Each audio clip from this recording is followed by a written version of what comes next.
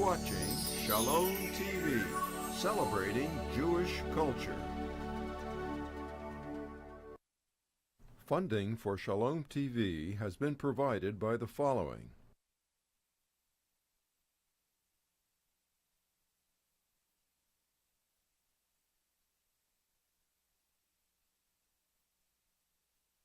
And by viewers like you.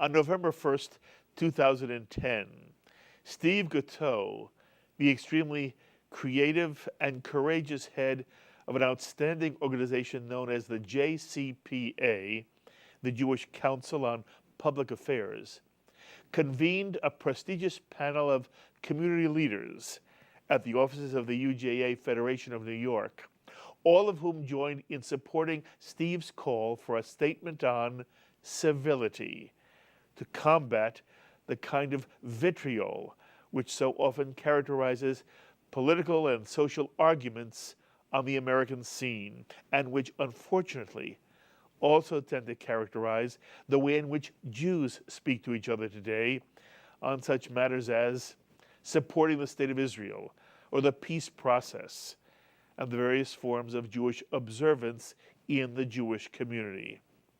Unfortunately, Jews have adopted the general lack of civility that's so prevalent within our society today, and often fall prey to ad hominem arguments which tend to belittle and make fun of and humiliate people with differing political opinions and who engage in various patterns of Jewish observance. And I'm sure many of you have witnessed verbal assaults of this nature. You may even have been the victim yourself. And if you have strong feelings about the damage incivility is causing in America in general, and in the Jewish community in particular, you may find this program extremely important. Because Steve Gutteau believes incivility is a threat to the Jewish future. And so he's helped the JCPA create a statement on civility, which more than 150 Jewish leaders from all sectors of the Jewish community have already signed. A statement which reads in part, "Today, the expression and exchange of views is often an uncivil, highly unpleasant experience. Community events and public discussions are often interrupted by raised voices, personal insults, and outrageous charges. As a community, we must commit ourselves and ask others to open their hearts and minds to healthy, respectful dialogue based on our love for our neighbors and our people. We therefore agree to treat others with decency and honor, and to set ourselves as models for civil discourse, even when we disagree with each other." Well, Steve Gutteau and the JCPA were kind enough to invite our exclusive coverage of their event, and we're extremely pleased to be able to give you the opportunity now to share in the JCPA's panel on civility. Jews are famously a quarrelsome and often angry people. The old joke about the one Jew on the desert island with the two synagogues, I think, is proof of the depths that we go to sometimes to express our divisiveness. So first we're going to explore the why. What is the context for the need for civility in the Jewish community as it is informed by Jewish tradition.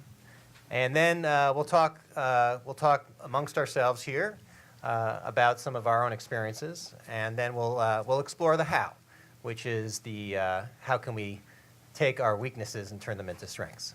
So with that, I'm going to turn to Rabbi Telushkin, who is an esteemed scholar and authority on a range of issues to help us understand some of the background here. Rabbi. One of the famous rabbinic teachings about civility is Kadma Derech Eretz et HaTorah. The commandment of good manners preceded the Torah, which would seem to mean that while the Torah's laws were revealed and became binding only at the time of the revelation at Sinai, the obligation to act with courtesy and civility towards others goes back to Adam and the origins of humanity. And we find the need for that both in Jewish life and in American life in general.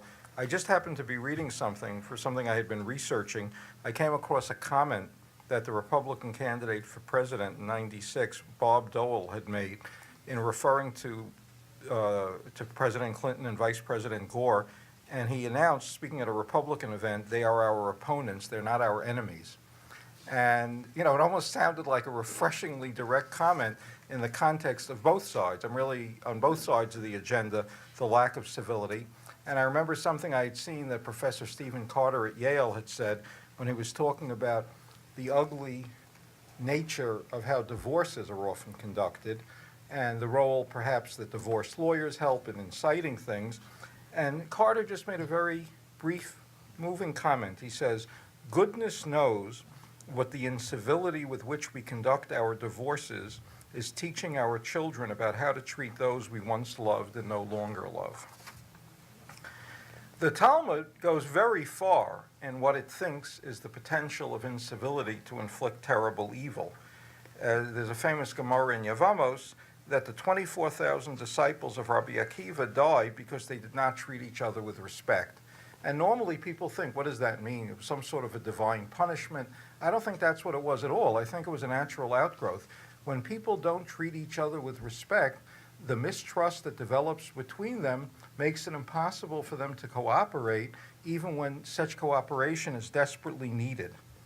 Even during the Holocaust, the ill will and lack of appropriate civility between competing Jewish groups often delayed the coordination of efforts to resist the Nazis. So what should be the basis of tolerance? Tolerance, truly, it's often occurred to me, is among the most difficult of virtues. The word for tolerance in Hebrew, savlanut, derives from the Hebrew word sevel, which means to suffer. In other words, we have to endure a certain amount of discomfort, sometimes even suffering, to tolerate views with which we disagree. Savlanut also means patience, suggesting that one aspect of tolerance is patience with those who hold views we believe to be wrong. Why is tolerance a difficult virtue? Because its benefits are not necessarily obvious. The obvious benefits that derive from justice and fairness are more self-evident. One might well question why tolerance should be regarded as a virtue at all. If we feel certain that another view is wrong, perhaps harmful, shouldn't we strive to suppress it? What is good about permitting people to spread misguided or harmful ideas or advocate behavior we believe to be wrong? 3 reasons occur to me. Number 1, people do have the right to think differently. There's a teaching in the Talmud, it's a Gemara in Sanhedrin, B'shlosha devarim adam mishtaneh mechaveiro. In 3 respects, one person differs from another. B'kol, the voice, mar'eh, appearance, uvedat, and in their views. So in other words, just as it presumably doesn't bother us if somebody has a different sounding voice or a different appearance, indeed it would be boring if everybody sounded and looked alike, it actually could be quite boring if everybody's views were the same. People have different needs. I've often, when I've spoken with people, let's say on both sides of the issue on mechitza or something, I said, would you really be happy if we could all pray together, if the price that we would pay for all of us praying together is that people who are unhappy would have no way to express their prayers? People have different needs, and therefore they need to have different expressions for it. And quite simply, truth is multifaceted. The conclusion of the Gemara about the debates of Hillel and Shammai, that Elu ve'elu divrei Elohim chayim, these and these are the words of the living God, that expression is used twice in the Talmud. In another time, it's on how to understand a certain passage in the Bible. And the implication is that both interpretations might actually be correct. Different interpretations can apply at different times. And without the debate, we don't get to the deeper truth. And this is what struck me over the years. I'll just offer three very quick examples of it. I am assuming that the large majority of people in this room have been to Israel. How many of you have visited Masada? Okay, a very, very large majority. How many of you basically have some sense of respect and compassion for the people who died at Masada? How many of you have some sense of respect for a rabbi named Yochanan ben Zakkai, who lived at the same time? There is no question, I am not speaking hyperbolically. Had the people at Masada been able to get their hands on Yochanan ben Zakkai, they would have killed him. In fact, they thought he deserved to die. In fact, he had to be snuck out of Jerusalem in a coffin to avoid being killed by the zealots for that reason. Each side was sure the other side was 100% wrong. Jewish history seems to render a different verdict. Second example, the Gaon of Vilna, great sage of the 18th century. Hasidism arises during his time. He declares a ban of excommunication against the Hasidim. He declares it's forbidden to do business with them. It's forbidden to marry with them. It's forbidden to allow them to be buried. And he then makes a statement that makes contemporary internal Jewish conflict sound almost mild. He said, if it was within my power, I would do to the Hasidim what the prophet Eliyahu Elijah did to the priests of Baal. In other words, he was saying if it was within my power, I'd kill all the Hasidim. 200 years have passed. Most Jews today have a fairly high regard for the Gaon. The Gaon was blessed that he never got political power, because then instead of being esteemed as a great scholar, he would be known as a terrible murderer. So sometimes the greatest blessing that can happen to a person with fanatical tendencies is to not get the power that they want. So 200 years have passed. I'm speaking, my background is Lubavitch, so maybe as a chassid I can't be considered objective on the issue. No, but 200 years have passed, and guess what? There's a lot of respect for the Gaon and a lot of respect for the Baal Shem Tov. It's fascinating. And to cite a more recent example, how many of you basically have a high regard for David Ben Gurion? How many of you basically have a high regard for Menachem Begin? Ben Gurion and Begin were famous non-admirers. During a particularly bitter confrontation in '52, Ben Gurion remarked or wrote to a friend, if Begin ever becomes prime minister of Israel, he will rule over Israel the way Hitler ruled over Germany. Then realizing that perhaps that was hyperbolic, he said, I'm not saying that Begin doesn't hate Hitler, but the fact that he hates him doesn't mean he's not like him. So, passage of time, look what happens. So if we can live within that sense of humility and greater humility, I think that's a very basic prerequisite for a greater display of derech eretz, of civility. In addition to Rabbi Telushkin's offerings of what should motivate us from a Jewish values point of view, just from a purely enlightened self-interest point of view, we are losing so much as a community as a result of this. And there are a lot of documented studies about young Jews standing at the gates of the Jewish community and saying, not for me. There's a tremendous amount of fear and alienation and disconnection across the country that I'm hearing from rabbis and communal leaders and young people everywhere. And an enormous loss of creative thinking and problem solving that can only come from people talking across worldviews. One more thing, there's a huge amount, it's almost shocking, of partisan hatred within the Jewish community. And it sometimes takes me by surprise and takes me by shock. Once I was deeply involved in it and I understood it from the ground up, I was a part of a group of heads of Jewish organizations that had to make a decision about whether or not the vice presidential candidate, Sarah Palin, would speak at a rally here in New York. And knowing the truth of what happened, because I was involved in it, knowing that there were some, the truth was there were some legal opinions that were very strong that said we just couldn't do it unless Joseph Biden was also speaking, and that was just not too close to the election, too risky. That's what happened. But what then happened was groups on the more progressive side, Democratic groups and other groups said that they had caused that decision. They took credit for it. They said, we caused it. I mean, I knew they didn't cause it because I was involved in it. The groups on the right said this was terrible and that the Democrats among the group that decided it, we're the ones, those were the ones that made that decision.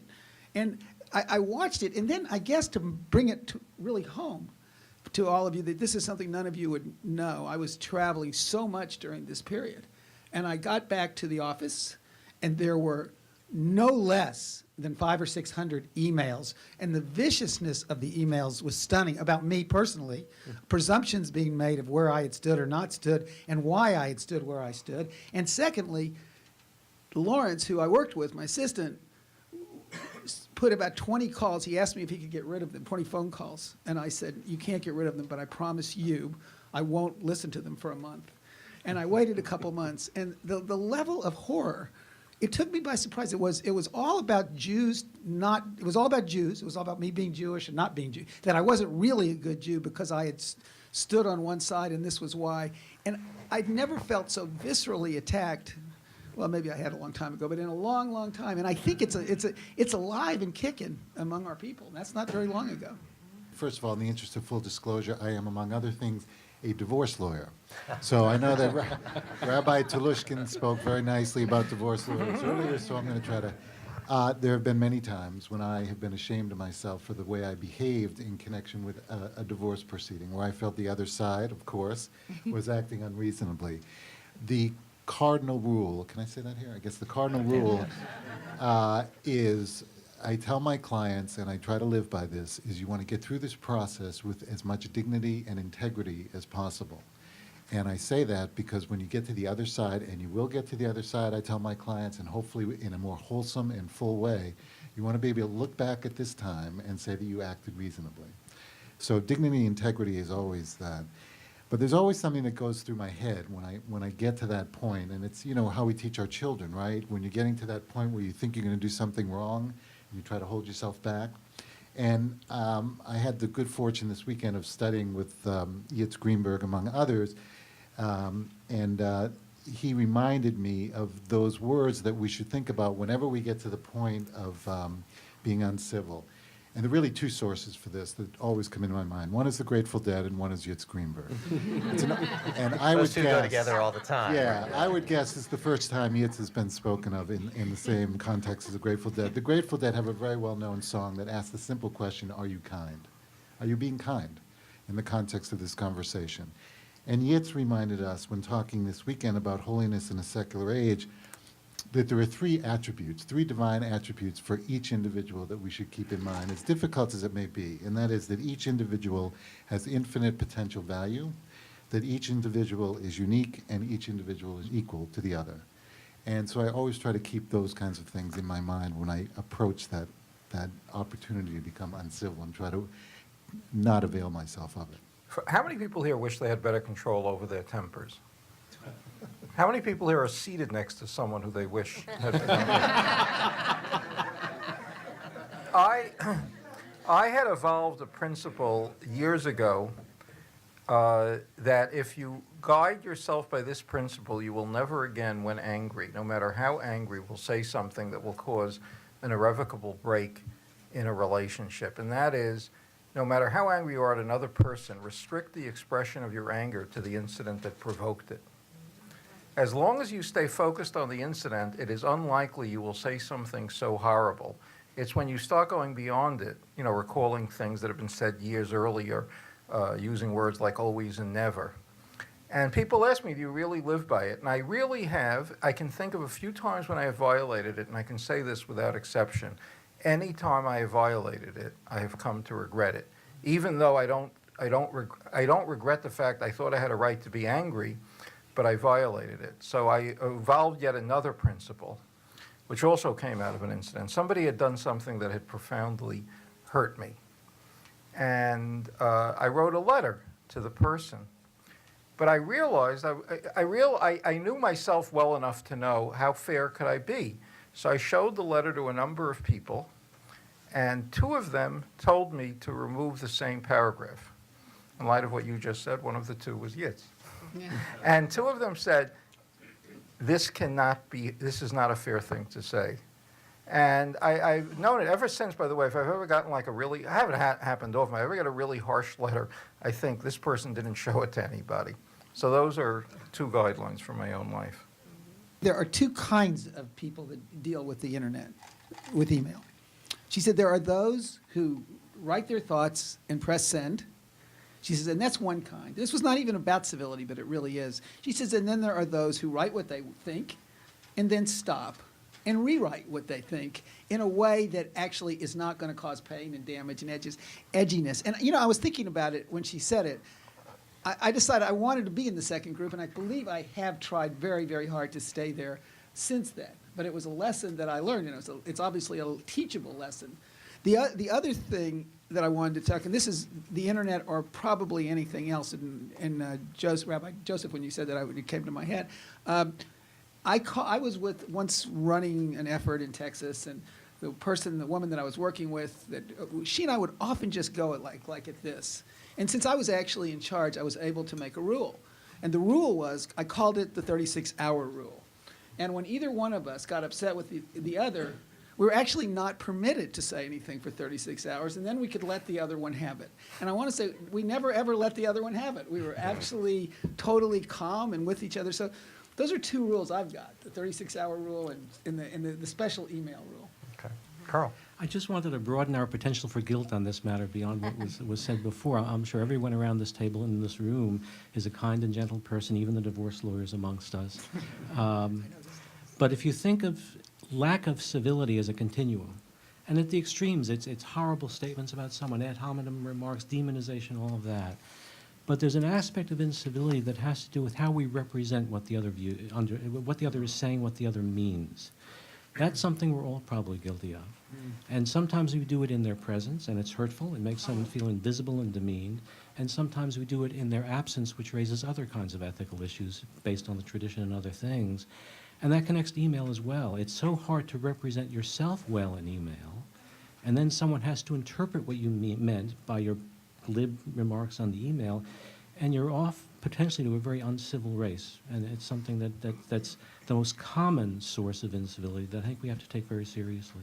Yeah, that pedestrian form of incivility is interesting, particularly in a religious context. And maybe I call on you, Rabbi Telushkin, to address this. Is the relative incivility between those who are very observant in our community and those who are on the other end of the religiosity spectrum.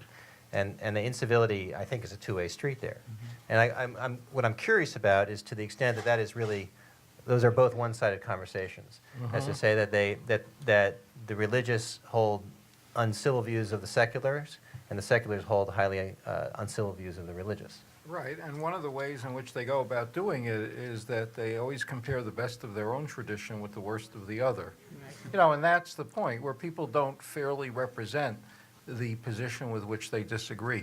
My childhood friend, Dennis Prager, once said to me, one of the most important days in the life of a person who's passionately religious or passionately political is the day they meet somebody of a different religious commitment or a different political view who is both good and intelligent. Because what we usually end up doing is we either dismiss the other person as being selfish. It's a common liberal perception. Conservatives just vote because they're just selfish. And conservatives will often depict liberals as being fuzzy-headed, or, whatever. So what happens when you actually meet somebody and you consider the possibility that there are people who are actually both good and intelligent who hold another view, and you can't then just judge it in quite the same way. Okay, so we've explored some of the context of how we are uncivil, and now we started to sort of touch on how we can be more civil. I want to ask Rabbi Weintraub to explore those issues a little bit in detail because of her work, really lifelong work in promoting civility around a whole range of issues in our community. So Rabbi, go ahead. So I want to say, first of all, that I am absolutely in awe of what the JCPA has already accomplished. I almost think we should have a round of applause right now. And and very, very excited about all the momentum we're generating today and what we might accomplish together going forward. So the way that I see the question of how is, how do we take this beautiful statement on civility and turn it into a living document that can actually be internalized by our communities? How do we take the beautiful Jewish values that Rabbi Telushkin so eloquently articulated and turn it into a living Torah that can be operationalized in our communities? And I think it's useful to offer a distinction between two different models of doing civility. So one approach pursues what sociologist of conflict Eyal Rabinovich calls a containment paradigm. A containment paradigm is basically a model that tries to contain overt aggression, primarily by pursuing a series of don't rules. Don't bully, threaten, harass. Don't engage in defamation, selective misrepresentation, reckless caricatures of each other's views, unsubstantiated attacks. Don't attack personalities rather than positions. Don't say anything online that you wouldn't say in person. And when public discourse gets most fiery and polarized, this kind of ceasefire approach can be really useful. But the problem with this paradigm is that we tend to go on viewing each other in polarized terms, right? So I may still see those who don't share my outlook as fuzzy-headed or loony or selfish. I'm just asked not to say so out loud. Or I'm asked to play nice and to be polite in the face of stark disagreements. And the problem with just playing nice is that it can mean we avoid what's most difficult and important. It can mean suppressing our own best thinking. It can mean papering over our differences rather than seeing them as a signpost to something really important that we have to learn. The containment paradigm tends to respond reactively to the unpleasantness of heightened conflict without actually addressing the meaningful differences at its core, which really requires a deeper, proactive, ongoing engagement. So what does that deeper engagement look like? Rabinovich calls it a wholeness paradigm. A wholeness paradigm actually goes well beyond mere tolerance or aloof civility to focus on building an infrastructure that enables us to delve deeply into our differences rather than avoid them. We're urged to explore and seek to understand everyone's views and values with vigor and without restraint in search of the most intelligent solutions to issues of passionate common concern. So I'll say that again because it's very important. We are urged to explore and seek to understand everyone's views and values with vigor, without restraint, in search of the most intelligent solutions to issues of common concern. That means the opposite of much current politics, where many of us disdain those who disagree with us, or, as I said earlier, retreat into self-certain echo chambers. It means instead creating institutions that are built around collective exploration and inquiry into opposing ideas. It means adopting a lens that everyone in the room has wisdom we need to access to make informed and good choices, and making sure that no wisdom gets lost. So how do we do that even more concretely, how do we proactively build an infrastructure for probing and learning from our most passionately held differences? There are no magic bullets, there are no shortcuts, but I'm going to just name 2 suggestions to open up our conversation that I think would be valuable for us in creating civil discourse in the Jewish community. The first is carefully structured, facilitated, behind-the-scenes dialogue about divisive issues between key leaders from across the political waterfront. At Encounter, the organization that I co-direct, we borrow from many tools in the world of dialogue facilitation to create breakthroughs in understanding between Jews on the right and left in relation to Israel, and perhaps in the conversation that follows, Rabbi Doug Kahn and I can give some examples from our work. And the second offering is conflict resolution training. For communal leadership and perhaps for our constituencies as well. I'm picturing conflict resolution training built into every Jewish professional leadership program, sponsored for lay leaders and executives of every Jewish agency, part of adult education programs in synagogues and JCCs across the country. Training that helps us to remain curious and open when we're most triggered, when the stakes are high, when we are most sharply divided. This is a trainable skill, that's the good news. But like all important skills in life, it requires a lifetime of practice. So I hope that as an expression of our commitment to civil discourse, that we will all in this room help integrate these skills and training into all of our institutions. And I'm going to pause here because, speaking of collective wisdom, I know everyone at this table has a lot to share about how we might accomplish this. I think it's important that each community have a group of rabbis who are across the board come together with, so that each community will own that sense of buying into the importance of addressing the issues of civility in that community. And then coupled with a very ambitious program of directed dialogues, we call it Project Reconnections, where we look at those synagogues and other institutions that have been most impacted by the forces of polarization and engage them in an 8-9 month course of dialogue that brings in leadership to draw out those voices of moderation that will ensure that civility, not incivility, is what's modeled in the community. And the full program is laid out, but those are a couple of things that we've done in San Francisco. I'm going to speak for the people who are sitting in the pews at a community event where somebody has just thrown a rhetorical bomb into the middle of the room. There's no time for that. There's no time for that. I mean, paradigms and 8 or 9 month processes. So let's hear some strategies that work instantly, that immediately take the temperature down in the room and diffuse the situation. I think if there are not rules on the outside, it's very hard to get to that climate where one can actually pursue wholeness. Wholeness is great. It's a wonderful idea, and I know that we're going to be engaged in it as much as we can. And I don't want to dismiss it because I believe in it, and I believe that we should have those kinds of conversations and discussions and debates. But the truth is, there needs to be an outline on the outside of all of it, and I can just give you examples. I grew up in the South. The N-word was used constantly. And I found that the best way I could respond to it was actually to look at somebody who would say it and say it in a very loving, nice way. When you say that, it makes me nauseous. I fear I may vomit. People actually, you could feel it. They actually probably wouldn't be saying it very much anymore, because I think you do create cultural norms of what's okay and what's not. Right. And it's dangerous to do it. It's not the wholeness that Melissa and Doug talked about.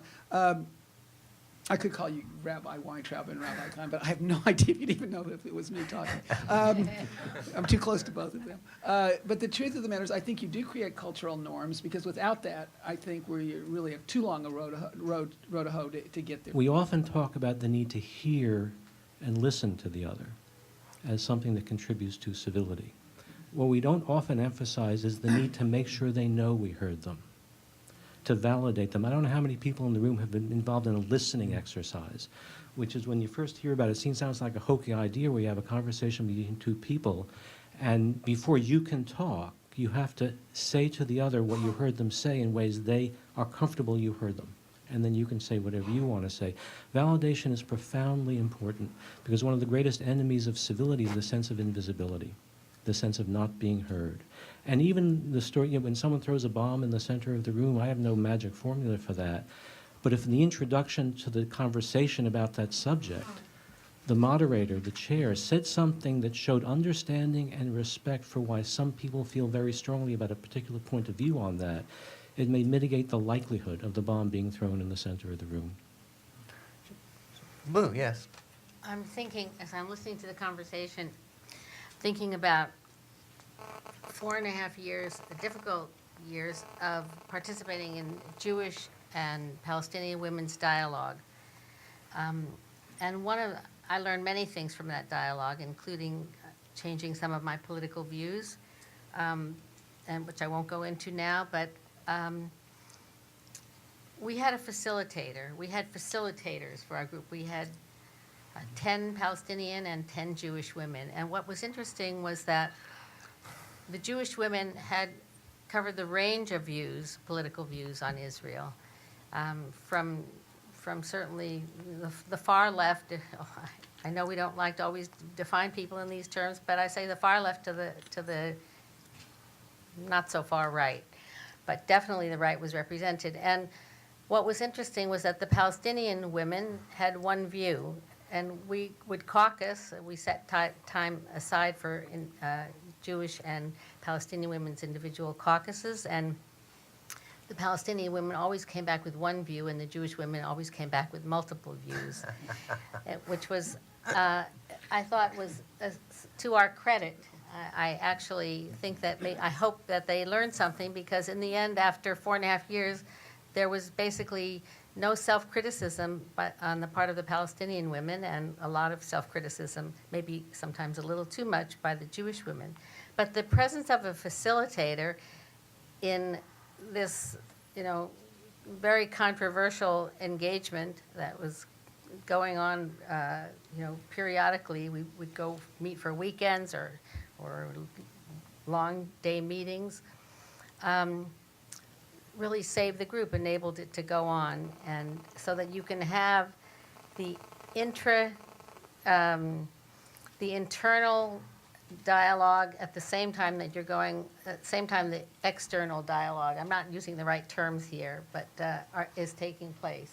If you set ground rules at the beginning and you get buy-in from the likely suspects, and I use that carefully and cautiously, the likely suspects in terms of who may violate those ground rules, it goes a long way to making sure that there are no bombs thrown, but if there are bombs, everybody is collectively, doing something to make sure the damage is contained.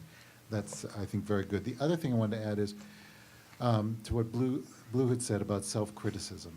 And I think that each of us, and I take this very seriously myself, has to be open to learning new things from a variety of sources. I think I told you, Noam, about my last time in Israel just a couple of months ago. I heard about a new project called the Blue Future, which was instigated by someone from the peace camp, someone known very well in the peace camp in Israel, which is designed to deal with the settlers in a much different way than you would anticipate. And I consider myself part of the peace camp, so I can say this. One of the problems that we have had is being compassionate toward the other, in our view. And so we have viewed settlers, for example, as the enemy, or secular Jews, view religious Jews as the enemy. And Blue Future came up with a new way of looking at settlers and trying to work with settlers and trying to help settlers and themselves get ready for what many people think will invariably be a very different future for them and a different reality, which is moving from their homes and understanding the pain that will cause and dealing with it with a lot more compassion. My discussion with this person, I started off by rejecting the notion because it wasn't something I thought was all that important or interesting, but he convinced me, and it came from an unlikely source, and it was an unlikely step for me to take. But being open to those kinds of different views, I think, is very important. When I'm not here, I run an organization that brings together national religious settlers and anti-occupation activists, AIPAC and J Street lead supporters, Orthodox conservative and Reform rabbis to travel into the West Bank and meet with Palestinians on the ground, and to have conversations that none of them usually have with people that they don't usually have them with. And people regularly, I'm actually just back from Israel, I'm just back from one of these trips, and people regularly say on our programs, this was the first time that I was able to listen to another Jew who thinks radically different things from me, let alone listen to Palestinians for the first time. How did you do this? I think that a communication agreement and ground rules is very important, but one of the things that we do, and we actually accomplish this in 2 hours, I mean, it's actually very quick, is not just to initiate a communication agreement, but to teach people how to ask their burning questions, how to say the things they really want to say, and to actually reframe what they have to say in terms that are respectful and honoring of those they're listening to, and not asking people to represent an entire group of people, et cetera. And people actually get coached in how to learn how to ask good questions, how to say the things that they want to say in ways that extend respect. And then I'll just say one thing about the rhetorical bomb. What do you do when you haven't established ground rules? And this goes back to something Carl said that I think is so important, and I want to accent as well. When we do speakers trainings, we actually start out the speakers training by teaching people how to listen. Because the single most important thing they can do in what they say, as well as how they field questions in the Q&A, is to be able to affirm the needs and interests and passions and concerns of the people who are asking them questions, even when they drop a rhetorical bomb.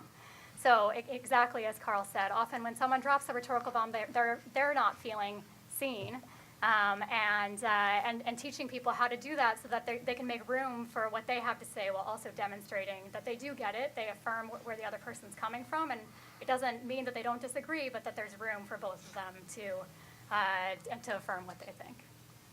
Okay, well, I'm going to actually pick up on that and see how we do handling questions from the audience. So how do we create an incentive within our community to those who are in civil to actually want to play? These are the most civil people you'll ever meet in the Jewish community. We're all sitting around the room. We love each other. We've worked with each other, for 20-plus years. This isn't a problem necessarily, for this group. But how do we bring those people who are the most cantankerous and who cause 85% of the problem, quite honestly, in our communities? What's in it for them? It's not our goal to get everyone to be civil. It's our goal to come back to that time where we marginalize truly extremist voices. And what's happened in the current technological era is, if you look at the game of telephone that's played, when somebody sends out an absolutely horrifically untrue email and then immediately turns around and communicates it to others, I will often say to that person who's the gatekeeper for emails, but you always demand that when it comes to Israel that we do our fact-checking and that we not send out anything that's untrue. Why are you immediately turning this around? So what we have to do, I think, is a twofold strategy. Number one, get back to that point where we truly marginalize those who are on the extremes. And number two, try to create a wedge, if you will, between those who are less extreme and those who are more extreme and help them see the light of day. We have to be more proactive. We cannot allow statements, social media inaccuracies, and I get back to fact-based, to be able to flow. We have to stop it. And the more people that get on the bandwagon of being willing, not just to deal with the incivility, but to deal with proactive. If somebody comes out with a statement, how many people are really willing, or organizations, to go out and say, I will put an op-ed in, or I will actually take the time to think and write an email that could, again, be virally spread? How many people do that? And unfortunately, well, it's not quite on our message, well, it might hurt us with donors, well, and I'm not speaking for the UJA-Federation here, I'm talking for many of us in this group. We've actually taken some positions that are very strong in reaction to negative things in the community, and I admire our leadership for doing it. But how many of us do that every day of the week? And we don't. Okay, I want to keep going to questions, if you don't mind. So, Okay, yeah. Hi, my name is Joel Kaplan. I'm currently an honorary president of the Neighborhoods International. When we started this discussion, we discussed civility from the point of view of what's appropriate human behavior. But I think it's clear that what's appropriate human behavior will not cure the problem. We'll only cure the problem when we can pragmatically convince everyone that their self-interest, their self-preservation is based upon cooperation. That being Jewish, we're basically all one no matter how we think. And until we can begin to convince people that we're all working toward the same end, we're not going to get people to be civil because they're speaking from emotion. And I think emotion really precludes civility. You only need the example of the most mildest set of emails and temporary anger to know what that means. So I would suggest that Jewish organizations begin to put aside their sense of turf and begin to talk to each other differently and better. okay. Over here. If people don't have a chance to sometimes say the things that they would not otherwise say, what's the question you'd be most embarrassed to ask about this issue, to say to the other person in the room, and have that container? There'll be a false civility and not an integrated one. I think there's a distinction between whom we fund, whom we engage in programming, and whom we talk to. And I'm always asking myself in doing this work, what are the voices in the community that, if not engaged, are going to make it very difficult to implement our vision? And if those voices exist in the community and we deem them outside of our communal consensus and too marginal to talk to, then they very well may undermine what we're trying to build. In my experience and in the examples in the world that inspire me to do the work that I do, there are very few people in the world that are so marginal and extreme that they can't be engaged in the work of civility.